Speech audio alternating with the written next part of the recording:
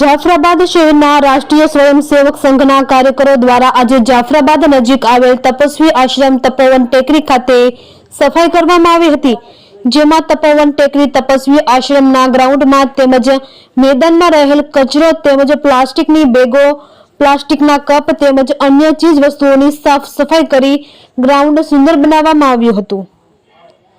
આ ઉપરાંત રાષ્ટ્રીય સ્વયંસેવક સંઘ દ્વારા જાફરાબાદના સાગર શાળામાં પણ ગઈકાલે સફાઈ અભિયાન હાથ ધરવામાં આવ્યું હતું। ત્યાં પણ તેમના ગ્રાઉન્ડ તેમજ સ્કૂલમાં સફાઈ કરવામાં આવી હતી, જેમાં રાષ્ટ્રીય સ્વયંસેવક સંઘના કાર્યકરો કમલેશભાઈ બારૈયા, બિપિનભાઈ બાબુભાઈ બારૈયા, ધર્મેન્દ્ર બાપુ, મનુભાઈ, દિલીપભાઈ, મનોજભાઈ, દીનાભાઈ તેમજ યુવાનો દ્વારા સફાઈ હાથ ધરાઈ હતી। રિપોર્ટર બાબુભાઈ વાઢેર, જાફરાબાદ।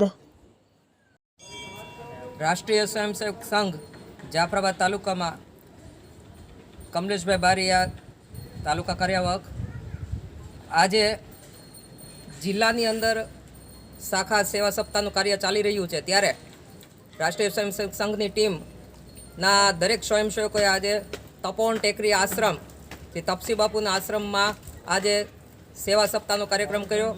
ત્યાંના ગ્રાઉન્ડમાં, મેદાનમાં અને બધી જ સાફ સફાઈ કરી અને દરેક સ્વયંસેવકોએ પોતાનું શ્રમદાનનું યોગદાન આપ્યું।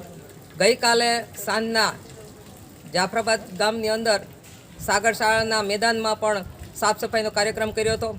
આજ સેવા એ સર્વધર્મનું ચરિતાર્થ કરતા સ્વયંસેવકો સંઘના એ દરેક જગ્યાએ આ રીતે સેવા કાર્ય કરી રહ્યા છે અને આ જ એક સેવા ધર્મ છે એ વાક્યને ચરિતાર્થ કર્યું છે।